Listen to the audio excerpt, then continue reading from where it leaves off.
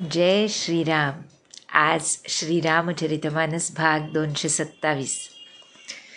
रामे चित्तलयः सदा भवतु मे, भो राम मामुद्धर.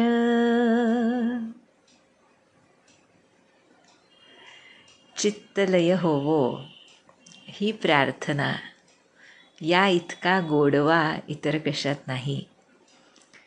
कारण त्याचं साधन आणि साध्य हे दोन्ही गोड असं भगवंतांचं नाम आहे. त्यामुळे राम नाम ज्याला मिळालं त्याचा चित्तलयाचा मार्ग प्रशस्त झाला हे निश्चित.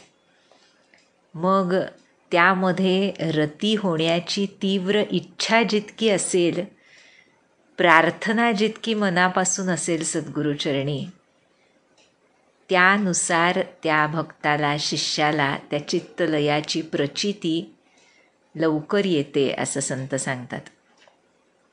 आणि हे होण्यासाठी या जगामध्ये राहूनच चित्त, मन कसं नामाकडे, भगवत चरणाकडे देता येईल हा अभ्यास करण्याची गरज आहे असं आम्हाला श्री महाराज सांगतात.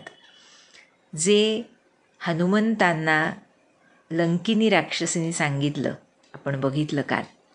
काय सांगितलं तिने? प्रबिसी नगर की जे सब काजा, हृदय राखी कोसलपुर राजा. हे फक्त हनुमंताला सांगितलं असं नाही. जसं आपण आधी पण बघितलं की ह्या सर्व गोष्टी भक्तांसाठी, साधकांसाठी सांगितल्या आहेत. की तुम्ही ह्या मृत्यूलोकामध्ये जन्म घेतलाय म्हणजे तुम्ही नगरामध्ये प्रवेश केलाय. बरं का? की त्यामध्ये अनेक खाच खळगे, चढ उतार, सुख दुःख यांच्या वावटळी या येणारच. त्यालाच प्रबिसी नगर म्हटलंय. आणि करून काय करायचे? सब काजा, सर्व कार्य करायचे. इथे आल्यानंतर जन्मापासून मृत्यूपर्यंत जे जे कार्य माझ्याच कर्मांनी आणि मागच्या सर्व जमा खर्चांनी जे अनुस्यूत आहे माझ्यासाठी, ते सर्व करणं भाग आहे. पण हे करत असताना पुन्हा पुन्हा त्याच कर्मचक्रामध्ये अडकू नये आणि चित्तलयाचा मार्ग प्रशस्त व्हावा असं जर वाटत असेल तर पुढचा चरण सांगितला, हृदय राखी कोसलपूर राजा. कोसलपूरचा राजा प्रभू श्रीराम यांना हृदयात धारण करून या नगरातलं सर्व कार्य करा. महाराजांनी जे सांगितलं, हाती काम आणि मुखी नाम, तोच बोध इथे केलेला आहे तुलसी रामायणामध्ये. आणि असं करणाऱ्याला काय होतं, त्याचा प्रभाव काय असतो पहा बरं. फार सुंदर सांगितलं. पुन्हा एकदा यासाठी बघायचं की पुढचा संबंध भागसुद्धा त्यावर अवलंबून आहे. आणि त्याबरोबरच आपल्याला साधनामध्ये कसं राहिलं पाहिजे आणि आपल्याला काहीतरी एक फलश्रुती पाहिजे ना. ठीक आहे, हृदयामध्ये कोसलपूर राजाला धारण करण्याचा प्रयत्न करतोय आम्ही, महाराजांनी नाम दिलंय म्हणून, आणि नगरातली सर्व कार्य करतोय इथं जन्म झाल्यानंतर. पण त्यातून मिळणार काय आहे आम्हाला? आम्ही फायदा बघणारे लोक आहोत, नाही का? त्यामुळे जर काही करायचं आहे मला तर त्यातून काय प्राप्तव्य आहे हे कळायला पाहिजे मला. आणि ते आमच्यासारखे लोक आहेत, माहीत आहे त्यांना. त्यामुळे तुलसीदासांनी लगेच पुढच्या चरणामध्ये सांगितलं, काय होईल? गरल सुधा रिपू करही मिताई. गरल सुधा बनेल, विष अमृत बनेल. म्हणजे अत्यंत नकारात्मक गोष्ट ज्यातून काही पॉझिटिव्ह संभवतच नाही असं आम्हाला वाटत असतं, ती सुद्धा अमृता समान होईल. म्हणजे सर्वोच्च आनंददायक अशी होईल. रिपू करही मिताई, शत्रू मित्र बनेल. बरं का? यामध्ये बाह्य आणि अंतर्गत दोन्ही शत्रूंचा समावेश आहे खरं तर. की बाह्य शत्रूसुद्धा, शत्रुत्वच हृदयामध्ये साधकाच्या, भक्ताच्या न उरल्यामुळे तो मित्र बनतो. आणि आमच्या अंगचे रिपू जे आहेत ते सुद्धा आम्हाला मायेकडे न खेचता, तेच ज्याला आम्ही षड्रिपू म्हणतो, ते आम्हाला साधनेसाठी सहाय्यभूत होतात. म्हणजे आमचा लोभ भगवत चरणाशी, सद्गुरू चरणाशी जडतो. आमचा क्रोध आमचं साधन होत नाही आहे यासाठी येतो. आमचा काम हा केवळ त्या संत सहवासाबद्दल असतो. अशा रीतीनं प्रत्येक रिपुष मित्र बनतो. कशामुळे? प्रबिसी नगर कीजे सब काजा हृदय राखी कोसलपुर राजा. पुढं तर म्हटलंय गोपद सिंधू अनल शीतलाई. बरं का, समुद्र हा गायीच्या खुराप्रमाणे एवढाशा खड्ड्यासारखा होतो. समुद्र म्हणजे भवसागर, म्हणजे भवसागर आहे असं वाटतच नाही. आणि अग्नीमध्ये शीतलता येते. बरं का, यामध्ये गंमत अशी आहे की जे सांगितलं गोपद सिंधू, समुद्र गोपदाप्रमाणे छोटा बनतो कारण तो तेवढाच असतो. म्हणजे असं म्हटलं जातं, एक संत आहेत ते सांगतात की व्हेन अ स्मॉल पडल seems like a see it is called भवसागर. बरं का, खूप सुंदर आहे पहा. म्हणजे एक लहानसं डबकं आहे, छोटासा खड्डा आहे, त्यामध्ये पाणी साचलं आहे आणि तो खड्डाच आम्हाला समुद्राप्रमाणे भासतो, त्याला भवसागर म्हणतात. म्हणजे आहे खरं, हा पार करून जायला खूप सोपा जर हृदय राखी कोसलपुर राजा. हृदयामध्ये नाम असेल तर भाऊसाहेबांसारखं संसार दुःखमय आहे असं वाटणंच शक्य नाही म्हणतात ते, नाही का. त्यामुळे हे साधलं तर मग ते गोपद सिंधूचा अर्थ आम्हाला कळतो. कारण आमचे मनोव्यापार जे असतात ते आम्हाला ते गोपदा इतका असलेला भवसागर सिंधू समान करून जातात मनाचे व्यापार. कारण सर्व जे काही नकारात्मक आहे ते सुद्धा मनामध्येच आहे आणि जे काही सकारात्मक आहे ते सुद्धा मनातूनच निर्माण होतं या संसारात असताना. आणि मनाच्या पलीकडे जायचे असं संतांनी सांगितलं आहे. त्यामुळे मनाचा उपयोग as a tool, as an instrument, मनाचा उपयोग करून घेण्यासाठी समर्थांनी मनाचे श्लोक रचले, नाही का. म्हणजे संत आम्हाला सांगतात त्या मनाचा उपयोग करायचा म्हणजे काय, तर खऱ्या अर्थाने असं धारण करता आलं पाहिजे मन, जसं एखादा कपडा आपण धारण करतो की कपडा धारण करायचा असेल तर करतो आणि नसेल तर वेगळा करतो, तो बदलतो, नाही का. तसं मन, आता मला जरूर आहे मनाची, काही मनाचा व्यापार करायचा आहे मला, मनाने काही कार्य करायचं आहे, त्यावेळेला म्हणावं की मनाचा आता उपयोग घेते मी. आणि ज्या वेळेला जरूर नाही, आता मी नामाला बसते, तर मनाचे सगळे व्यापार बाजूला ठेवायचेत. आमचे महाराज म्हणाले ना, सर्व काही माझ्याकडे कपड्याचं गाठोडं बांधून माझ्या चरणाशी द्या, तुमच्या काळज्या चिंता जे काही आहे ते, निदान नामाला बसल्या वेळेला. याचाच अर्थ त्या मनाचे व्यापार हवे तेव्हा थांबवता आले पाहिजेत आणि ते नामानंच थांबवता येतात. म्हणून नामाचा आग्रह आहे महाराजांचा. आणि ते झाल्यानंतर त्याला म्हणायचं हृदय राखी कोसलपुर राजा. केवळ अनुसंधान आम्ही ठेवायचा प्रयत्न करतो, केवळ लीलाचरित्र गायचा सांगायचा प्रयत्न करतो, तर त्यानं ते टिकत नाही. जोवर आम्ही ते गात असतो, म्हणत असतो, ऐकत असतो, तोवर तो विचार टिकतो. पण जर त्यावर चिंतन न घडलं, जर त्याच्या जोडीला किंबहुना त्याचा आगा म्हणजे त्याच्या आधी त्याच्या नंतर दोन्ही वेळेला जर नामस्मरण नाही तर ते टिकत नाही आणि मग तो गोपदाप्रमाणे भवसागर वाटू शकत नाही. भाऊसाहेबांचं 24 तास महाराजांचं ध्यान असायचं. सारखे जाऊन बघून यायचे महाराज काय करतात लहान मुलाप्रमाणे. ही बालक वृत्ती ज्याच्या अंगामध्ये आली त्याला तो भवसागर एका छोट्याशा डबक्याप्रमाणे म्हणा किंवा ह्या गोपदाप्रमाणे म्हणा तसा छोटा भासतो. कारण त्याच्या हृदयामध्ये श्रीराम असतात. आणि आता काकभूषुंडी सांगतायत यासाठीच श्रीरामांची कृपा झाल्यावर काय होतं ते सांगतायत. बघूया. म्हणाले, गरुड सुमेरु रेणु समताही, राम कृपा करी चितवा जाही, अतिल गुरु पधरे हनुमाना, पैठा नगर सुमिरी भगवाना. काकभूषुंडी म्हणतायत, हे गरुडाला गोष्ट सांगतायत ना रामायणाची. म्हणाले, ज्याला श्रीरामांनी एकदा कृपादृष्टीनं बघितलं त्याला सुमेरू पर्वतसुद्धा धुलीकणासारखा होतो. म्हणजे कितीही मोठं संकट असलं तरी ते तुच्छ वाटतं. कितीही मोठं कॉन्कर करायला अवघड असेल ते सुद्धा सोपं होऊन जातं. कितीही अवघड षड्रिपूंना जिंकायचं असलं तरी ते सुद्धा सोपं होतं जर श्रीरामांनी एकदा कृपादृष्टीनं बघितलं. कसं आहे, साधक दशेमध्ये कृपा व्हावी हे वाटणं खूप स्वाभाविक आहे आणि आम्ही अनेकदा कृपा भाकत असतो, भगवंताची करुणा भाकत असतो की कृपा व्हावी. महाराज म्हणतात ही कृपा असतेच, आम्हाला त्याचा बोध नामानं होतो. पण जसजसा साधक या साधन मार्गावरून पुढे जायला सुरुवात होते तसतशी त्याला ती कृपाच आदी अंती भासायला लागते.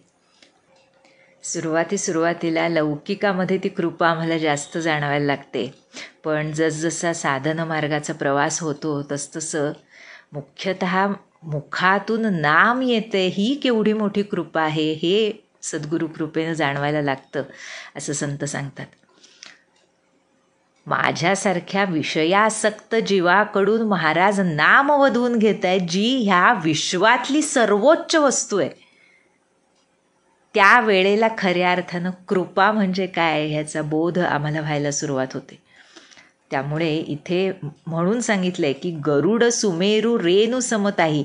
खरं सुमेरू पर्वत धुलीकणासारखा होतो हे आमच्यासाठी कसं अप्लाय करायचं, तर विषय हे इतके सुमेरू पर्वतासारखे आहेत आमच्या अंतःकरणात, पण ज्या वेळेला श्री महाराजांनी कृपा कटाक्षानं बघितलं, आम्हाला नाम दिलं, त्यावेळेला जर खरा विश्वास श्रद्धा त्यांच्यावर असेल तर ते विषयसुद्धा धुलीकणाप्रमाणे होतात आणि मुखातून नाम येतं. केवढी कृपा! या कृपेबद्दल बोलू शकत नाहीत संत, अशी अवस्था होते. नामस्मरण ही खूप सामान्य गोष्ट समजतो आम्ही, कारण ती सोपी आहे करायला, पण त्या सोपेपणामध्येच त्याचं विशालपण लपलेलं आहे म्हणतात महाराज. त्यामुळे ज्या ज्या वेळेला ही चौपाई येते, गरुड सुमेरू रेणू समताही राम कृपा करी चितवा जाही, त्यावेळेला जाणवतं की महाराजांची कृपा केवढी आहे की सुमेरू पर्वतासारख्या असलेल्या नकारात्मक गोष्टी आमच्या त्यांनी स्वीकारल्या आहेत आणि आम्हाला त्यांचा विसर पाडून नामात ठेवण्यासाठी त्यांचा प्रयत्न सुरू आहे. त्यामुळे हे लक्षात घ्यावं असं काकभूषुंडी सांगतायत आणि पुढे सांगतायत की आता हनुमंतानं छोटं रूप धारण केलं पुन्हा आणि भगवंतांचं स्मरण करून लंकानगरीमध्ये प्रवेश केला आहे हनुमंतांनी. बरं का, आता काय करतायत हनुमंत ते सांगतायत. मंदिर मंदिर प्रति करी शोधा, देखे जहतः अगणित जोधा, गय बुध सानन मंदिर माही, अति विचित्र कही जात सो नाही, शयन किए देखा कपिते ही, मंदिर महुन दीखी बेदेही, भवन एक पुनि दीख सुहावा, हरि मंदिर तह भिन्न बनावा. हनुमंतांनी लंकानगरीमध्ये प्रवेश करून सीतामातेच्या शोधाला आरंभ केला आहे. बरं का, प्रत्येक महालामध्ये शोध घेतला आहे हनुमंतांनी. लहान रूप धारण केले ना हनुमंतांनी, त्यामुळे ते कुणाला दिसू शकत नाहीत आणि सगळ्या महालांमधून प्रवेश मिळवून तिथे सीतामाता आहे का याचा शोध घेत आहेत. आणि बघितलं तर जिकडे तिकडे असंख्य योद्धे होते आणि शेवटी हनुमंत रावणाच्या महालामध्ये गेलेत.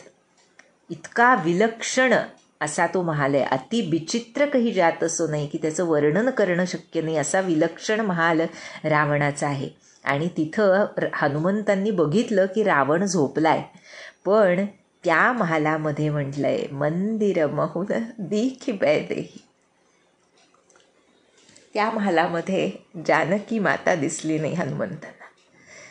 बरं का. इथे एवढाच उल्लेख केला आहे तुलसीदासांनी वाल्मिकी रामायणामध्ये. अजून बाकी रामायणामध्ये सुद्धा ह्याचं खूप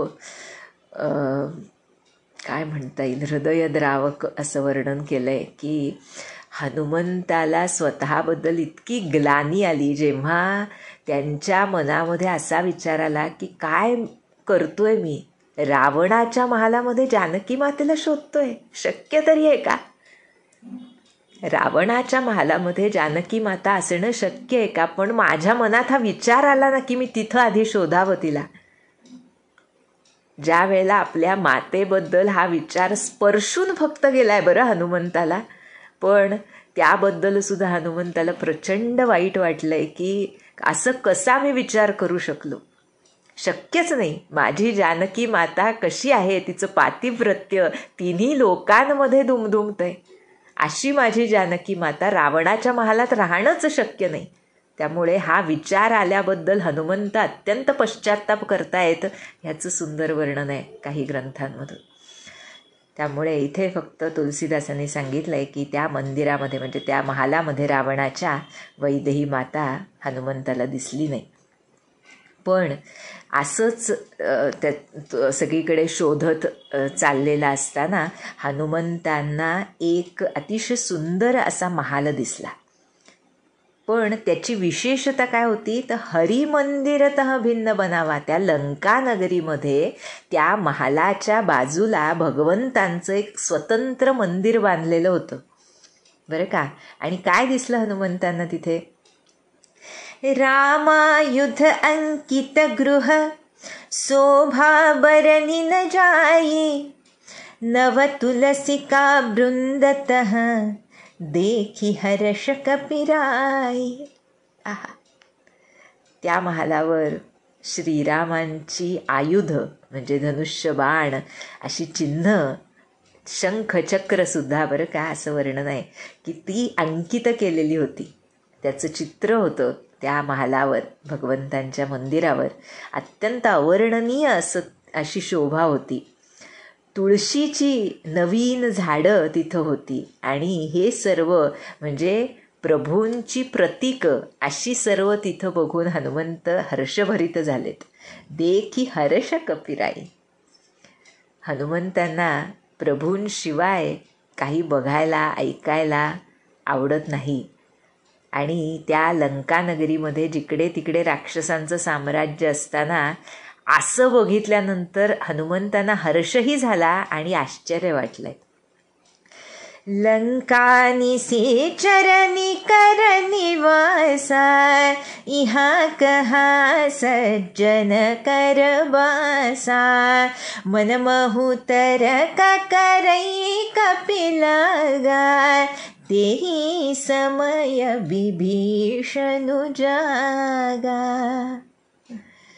हनुमंत मनात म्हणतायत या राक्षसांच्या लंकानगरीमध्ये सगळीकडे राक्षसांचं निवासस्थान आहे, इथे साधू पुरुषाचा निवास कसा? म्हणजे पहा बरं, साधू पुरुषाचं घर कसं असतं हे सांगतायत हनुमंत आम्हाला, कसं असावं हे सांगतायत. त्या ठिकाणी भगवंतांचं सानिध्य सन्निधान कसं असलं पाहिजे हे सांगतायत. जसं विभीषणाचं घर होतं ते विभीषणाचं घर होतं. आपल्या लक्षात आलंच की असा विचार हनुमंत मनामध्ये करतोय की हा कोण साधू पुरुष आहे इथं लंकेमध्ये, ज्याच्या घरामध्ये माझ्या भगवंतांचं मंदिर आहे इतकं सुंदर. आणि असा विचार हनुमंतांचा चालू असतानाच विभीषणानं जाग आली बरं का. काय केलं जाग झाल्यानंतर विभीषणानं? राम राम तेहि सुमिरन कीन्हा, हृदय हर्ष कपि सज्जन चिन्हा, एहि सन हठी करी हऊ पहिचानी, साधु ते होईन कारज हानी.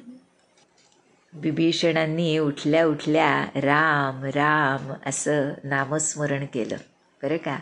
उठल्या उठल्या काय करावं हे सुद्धा मला विभीषणांसारखे भक्तोत्तम इथं शिकवतात.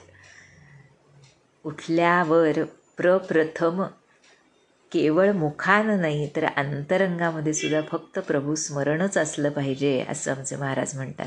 आणि ते कधी साधेल म्हणतात महाराज, तर रात्री झोपेपर्यंत जर नामस्मरणामध्ये आम्ही रत राहिलो, मुख्यतः झोपायच्या आधी जर नामस्मरण करतच झोपी गेलो, तर पहाटसुद्धा आमची त्याच रामनामाच्या स्मरणामध्ये होईल. आणि ज्यावेळी ही 2 टोकं रामनामामध्ये असतील त्यावेळी आम्हाला झोपेतसुद्धा, अगदी स्वप्नातसुद्धा रामनाम आठवलंच पाहिजे असं महाराज म्हणतात.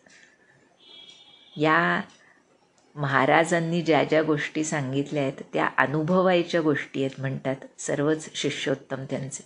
ब्रह्मानंद महाराज म्हणालेत की तुम्ही जागेपणीचं नाम सांभाळा, झोपेत ते सांभाळतील, हे मी सांभाळतो, हे जे महाराजांनी सांगितलं ते ब्रह्मानंद महाराज म्हणाले खरं आहे, झोपेतलं नामस्मरण अवघड नाही आहे, जागृतावस्थेतलं नामस्मरण अवघड आहे. कारण झोपेत महाराजांनी सांगितलं आहे सांभाळतो म्हणून.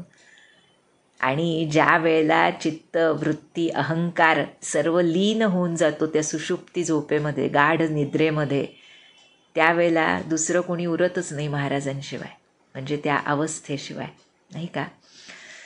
असो, पण इथे विभीषणांनी हे आम्हाला सांगितलं आहे काय, राम राम तेही सुमिरन किन्हा, उठल्या उठल्या राम राम असं म्हणाले. आणि ते ऐकून मात्र हनुमंताची खात्री पडली की हा कोणी साधू आहे, साधू म्हणजे सज्जन पुरुष आहे. आणि हनुमंतांना मनापासून आनंद झाला आहे. आणि विचार केला त्यांनी की हठी बरं का, मुद्दाम यांची ओळख करून घेतली पाहिजे. कारण साधूच्या सहवासानं किंवा साधूची ओळख करून घेतल्यानं कार्याला मदतच होते. जे काही कार्य हातामध्ये दिलं आहे मला भगवंतांनी, त्यामध्ये मला फायदाच होईल, काही हानी तर निश्चित होणार नाही. त्यामुळे आता याची ओळख करून घेतली पाहिजे असं हनुमंतांनी ठरवलं बरं का.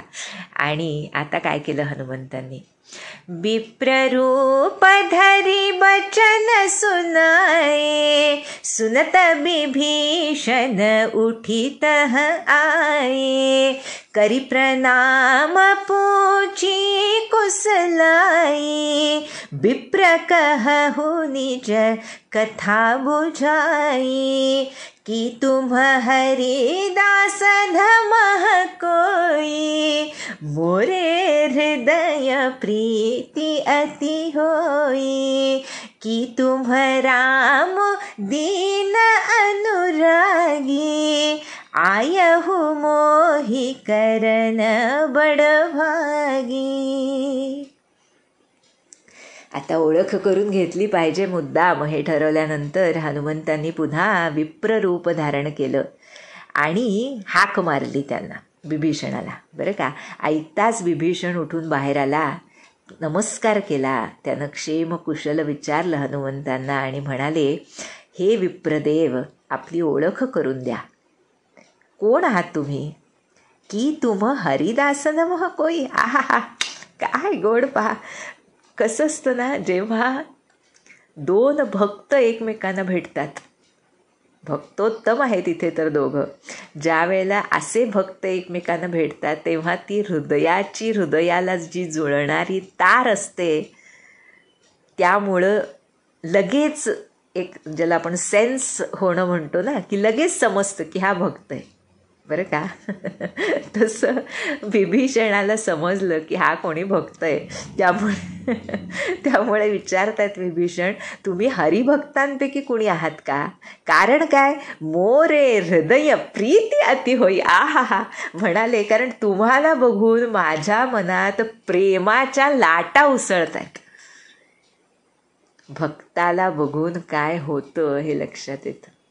खरोखर कसं आहे ना, ज्यावेळी खऱ्या भक्ताचा सहवास घडतो त्यावेळेला हृदयामध्ये विनाकारण आनंद होत असतो, आनंदाच्या लाटा उसळत असतात. ज्या आनंदाचं कारण शोधता येत नाही तो आनंद खरा असं महाराज म्हणाले. आणि तो आनंद कशावर असतो तर त्या आनंद निधान परमात्म्यावर बेस्ड असतो. त्यामुळे जेव्हा भक्त भक्ताला भेटतो तेव्हा त्यांची तार एकाच परमात्मचरणाशी जुळलेली असल्यामुळे त्यांना एकमेकांना भेटून अत्यंत संतोष होतो. आपण बघितलं असेल आणि नसेल तर खरंच तसं बघायला मिळावं अशी प्रार्थना करावी आपण. ज्यावेळी दोन संत एकमेकांना भेटतात त्यावेळी काय आनंद असतो त्या जागेमध्ये, त्या स्थितीमध्ये, त्या संवादामध्ये, त्या एकमेकांबद्दलच्या आदरामध्ये आणि त्या एकमेकांवरच्या निस्सीम अशा प्रेमामध्ये. हे जेव्हा घडतं, मग त्यामध्ये बोलणं कधी कधी असेल, बोलणं कधी कधी नसेल, पण जो अंतरंगामध्ये भक्तिमातेला ज्यांनी आवाहन करून तिथे ठाण मांडून बसली आहे ज्यांच्या अंतरंगात भक्तिमाता, त्यांना तो संवाद बरोबर कळतो. त्यामुळे इथे विभीषण म्हणतायत की तुम्हाला बघून माझ्या मनात प्रेमाच्या लाटा उसळताय, तुम्ही हरिभक्तांपैकी कोणी आहात का? बरं का, कारण हनुमंतांनी रूप बदललंय, विप्र रूपामध्ये आहेत आता, नाही का? त्यामुळे पुढे म्हणतायत का की तुम रामदीन अनुरागी, की तुम्ही दीनांवर प्रेम करणारे प्रत्यक्ष रामचंद्रच आहात का? आणि आयहु मोही करण बडभागी, मला घर बसल्या कृतकृत्य करण्यासाठी आलाय का तुम्ही? म्हणजे पहा बरं, फक्त हृदय कसं काय म्हणायचं सूक्ष्मतम असतं. जे सूक्ष्मतम असतात हृदयानं, अंतःकरणानं, त्यांनाच समोरच्या भक्ताच्या भक्तीची खोली कळू शकते, त्याची तरलता कळू शकते, त्याची प्युरिटी कळू शकते. आणि त्यामुळे अगदी स्वाभाविकपणे, कारण रामरूपच आहेत हनुमंत, त्यामुळे इथे विभीषण म्हणतायत की तुम्ही प्रत्यक्ष रामचंद्रच आहात का? आणि माझ्यावर कृपा करण्यासाठी, मला कृतार्थ करण्यासाठी मुद्दामून आलाय का? बरं का. आणि आता हनुमंतांनी काय सांगितलं, तब हनुमंत कही सब राम कथा निज नाम, सुनत जुगल तन पुलक मन, मगन सुमिरी गुणग्राम. जेव्हा विभीषणानं विचारलं तेव्हा हनुमंतांनी श्रीरामांची सर्व हकीकत सांगून आपलं नाव सांगितलं. आणि ऐकताच सुनत जुगल तन पुलक मन, मगन सुमिरी गुणग्राम. आहा, ऐकताच दोघांची शरीर रोमांचित झाली आणि श्रीरामांच्या गुणांचं स्मरण करून दोघेही प्रेम आणि आनंदामध्ये मग्न झाले. किती स्वाभाविक आहे, नाही का? आज सुद्धा जेव्हा खरे महाराजांचे शिष्य भक्त एकमेकांना भेटतात तेव्हा महाराजांच्या गोष्टी निघाल्या की किती आनंद होतो. त्याच्या पलीकडे काही बोलण्याची इच्छाच होत नाही, नाही का? आणि त्या गोष्टींचं महत्त्व असं असतं की महाराजांच्या स्मरणामध्ये प्रत्येकाच्या अंतःकरणाला पूर्णपणे व्यापून टाकण्याची शक्ती असते. त्यामुळे त्या अंतःकरणात त्या संवादाच्या वेळेपुरतं तरी इतर कोणत्या गोष्टीचं भान, लौकिक गोष्टींचं चिंतन याला जागा उरत नाही. आणि म्हणून तो अकारण आनंद महाराजांच्या स्मरणानं होत असतो. अकारण म्हणजे काय, खूप मोठं कारण आहे, महाकारण आहे ते खरं, पण लौकिकातलं अकारण म्हणजे कुठल्या बाह्य गोष्टींमुळे जो आम्हाला आनंद होतो असा भ्रम वाटत असतो, तसं कारण या आनंदाला नसतं. त्यामुळे इथे म्हटलंय की श्रीरामांच्या गुणसमूहांचं स्मरण करून दोघेही आनंदात निमग्न झाले. आणि आता विभीषण एखाद्या जवळच्या मित्राला सांगावं तशी आपली हकीकत हनुमंतांना सांगतायत. फार महत्त्वाची गोष्ट आहे बरं ही. म्हणाले, सुनहु पवन सुत रहनी हमारी, जिमि दसनहि महु जीभ बिचारी, तात कबहु मोहि जानी अनथा, करिहहि कृपा भानुकुल नाथा. विभीषण म्हणतायत, हे पवनसुता, माझ्याबद्दल मी सांगतो, ऐकून घे. मी कशा परिस्थितीत राहतोय हे ऐकून घे. ज्याप्रमाणे 32 दातांमध्ये बिचारी जीभ दबून राहते त्याप्रमाणे मी इथं राहतोय. जिमी दसनही महू जीभ बिचारी. काय पहा, सर्व राक्षसांच्या राज्यामध्ये हा सत्वगुणाची परिसीमा असलेला विभीषण कशा परिस्थितीत राहतोय ते हनुमंताला सांगतात की हे तात, मला अनाथ समजून सूर्यकुलनाथ भानुकुलनाथ श्रीराम कधी माझ्यावर सुद्धा कृपा करतील का? बरं का, तात कबहु मोही जानी अनाथा करीहि कृपा भानुकुलनाथा. कारण काय म्हणतायत पहा, कोण बोलतंय पुन्हा एकदा ह्या भक्तांची लीनता लीनता लीनता. म्हणतायत, तामस तनु कछु साधन नाही, प्रीतीन पद सरोज मन माही. अब मोही भरोसा हनुमंता, बिनु हरि कृपा मिलही नहीं संता. आहा, ह्या सगळ्या चौपाया प्रत्येक वेळेस वेगळा उल्लेख करत नाही, पण प्रत्येक चौपाई सुप्रसिद्ध आहे. आपण ऐकली असेल की अनेक ठिकाणी ह्या चौपाया उद्धृत केल्या जातात अनेक संतांकडून, आणि खूप खूप जास्त महत्त्वाच्या चौपाया आहेत ह्या साधन दृष्टीनं, भगवत भक्तीच्या दृष्टीनं, आमच्या अंतरंग शुद्धीच्या दृष्टीनं. त्यामुळे म्हणतायत विभीषण, तामस राक्षस शरीर आहे माझं, त्यामुळे साधन तर काही होत नाही आणि मनामध्ये श्रीरामांच्या चरणकमलांविषयी प्रेमसुद्धा नाही.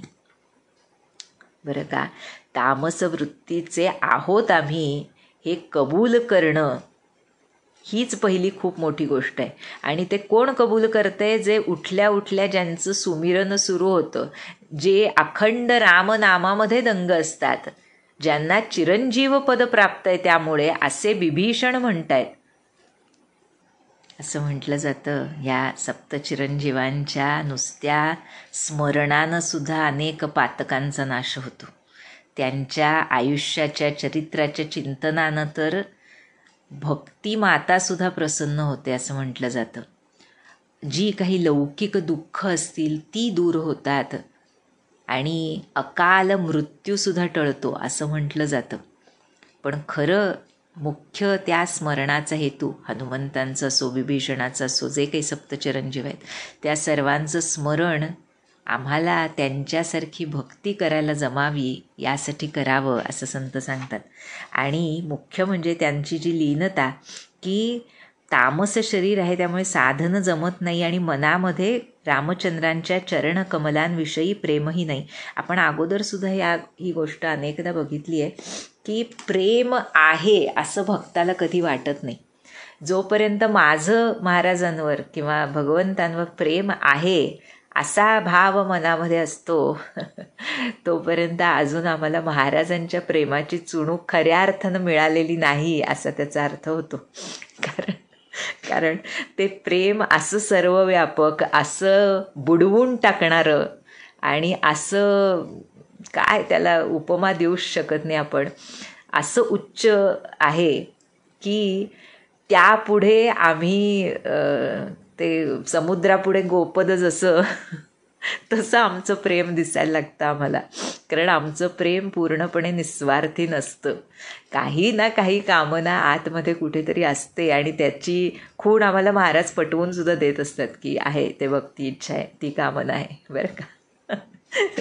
त्यामुळे असं विभीषणासारखं जेव्हा वाटायला लागतं की नाही, माझ्यात प्रेम करण्याची शक्ती नाही, ते प्रेम समुद्र आहेत आणि त्यातला एक थेंब मी आहे.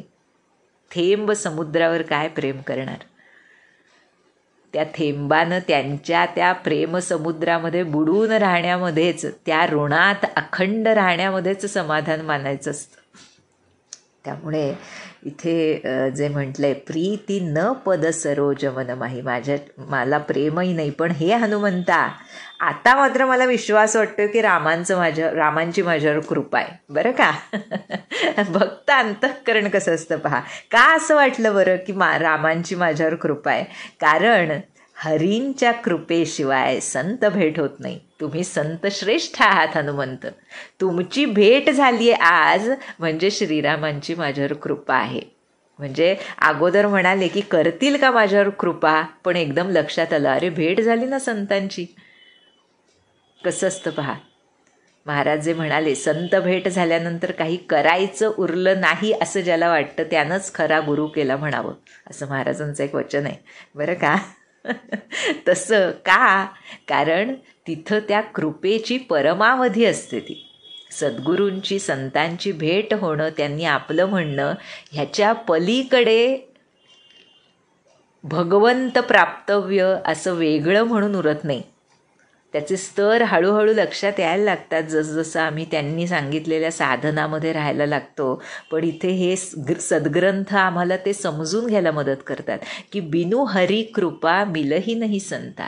संत भेट झाली आहे म्हणजेच हरी कृपा आहे, आणि संत भेटीच्या पलीकडे कृपाच असू शकत नाही अशी ती कृपा आहे. हे विभीषणाला कळलं म्हणून ते म्हणतायत, अबो मोही भा भरोस हनुमंता. आता मला पूर्ण विश्वास बसला की आहे माझ्यावर श्रीरामांची कृपा, कारण तुमची भेट झाली बरं का. आणि पुढे म्हणतायत, दोघांचा संवाद आहे आता. म्हणाले, जौ रघुबीर अनुग्रह कीन्हा, तौ तुम मोहि दरसु हठि दीन्हा, सुनहु विभीषण प्रभु कै रीति, करहि सदा सेवक पर प्रीती. दोन संत भेटले ना, त्यांच्यामध्ये लीनतेची अहमहमिका लागते. म्हणजे दाखवण्यासाठी नाही बरं आमच्यासारखं, ती लीनता तशीच असते त्यांची. म्हणजे ते स्वतःला इतके त्यांना लहान केलेलं असतं इतकं. आणि हे कसं असतं, एकरूपतेनंतर सुद्धा द्वैतात सेवाभावानं टिकून राहण्यासाठी त्यांनी हा पत्करलेलं दास्यत्व असतं. त्यामुळे सुनहु विभीषण प्रभु कै रीती, करही सदा सेवक प्रीती. आधी विभीषण म्हणाले की श्रीरामांनी कृपा केली त्यामुळे तुम्हीच मला आपणहून दर्शन दिलं. पहा बरं, तौ तुम मोही दरसू हठी दीना, म्हणजे दिलंच पाहिजे आता ह्याला दर्शन, अशा भावनेनं तुम्ही दर्शन दिलं. आणि खरोखर संत भेट जी असते ना, त्याच्या वेळेस हे समजत नाही, पण नंतर हळूहळू ते लक्षात यायला लागतं की किती फक्त त्यांच्या कृपेमुळे झालं आहे. अगोदर आम्हाला अनेक गोष्टी कारण वाटत असतात की मी अमुक साधन केलं आहे म्हणून मला महाराज भेटले, अमुक काही ग्रंथ वाचलेत म्हणून मला महाराज भेटले, मी अमुक काही दानधर्म केला आहे म्हणून मला महाराज भेटले, अशी अनंत कारणं आम्ही लावतो. पण ज्यावेळी त्या नामाचा प्रभाव अंतःकरणावर व्हायला लागतो सद्गुरू प्रदत्त, त्यावेळी कळायला लागतं, छे त्याच्यात काही अर्थ नव्हता, त्या कारणांपेक्षा अनंतपटीनं माझे सद्गुरू मोठे आहेत आणि केवळ त्यांनी मनात आणलं म्हणून त्यांचं दर्शन या जन्मामध्ये मला झालं, त्यांची भेट मला या जन्मामध्ये झाली, या जन्मात गोंदवल्याला जाऊ शकलो, हे त्यावेळेला कळायला लागतं. आणि त्यावेळेला अशी विभीषणासारखी अवस्था होते की तौ तुम मोही दरसू हठी देना, तुम्ही मला हट्टानं दर्शन दिलंय म्हणतात विभीषण हनुमंतांना, आणि म्हणून मला माहिती आहे की हा श्रीरामांचा अनुग्रह आहे बरं का. आणि यावर हनुमंत म्हणतायत, अरे विभीषणा ऐकून घे, सेवकावर सदा सर्वदा प्रेम करणं ही प्रभूंची रीतच आहे. प्रभू काही रीती. दोन भक्त भेटलेत ना, आता त्यांच्या चढावड आहे की मी प्रभूंचं वर्णन करणार, मी त्यांचं कौतुक करणार, असं सुरू आहे. आणि आता हनुमंत आमचे म्हणतायत, खूप काय म्हणायचे ह्याचं उपायला, असं आपण वाचूया ते. म्हणाले, कहू कवन मैं परम कुलीना, कपि चंचल सबही विधिहीना, प्रातले जो नाम हमारा, तेहि दिन ताहि न मिलई आहारा. विभीषणांनी सांगितलं ना त्यांनी सांगितलं की मी राक्षस कुळातला आहे, तामसिक आहे, ना प्रभूंचं प्रेम ना काही साधन, तरीसुद्धा त्यांची कृपा झाली आणि तुमचं दर्शन झालं. यावर हनुमंत पुन्हा प्रभूंची कृपा सांगण्यासाठी सांगतायत आम्हाला. हे कसे आहेत प्रभू हे सांगण्यासाठी सांगतायत. म्हणतायत, विभीषणा, मी तरी काय मोठा कुलीन लागून गेलोय, सर्व दृष्टींनी तुच्छ असा चंचल वानर आहे मी. आणि काय खरंच, प्रात लेई जो नाम हमारा, तेही दिन ताही न मिलई आहारा. सकाळी सकाळी जो आमच्या वानरांचं नाव घेतो त्याला त्या दिवशी भोजनही मिळत नाही असं म्हणतात.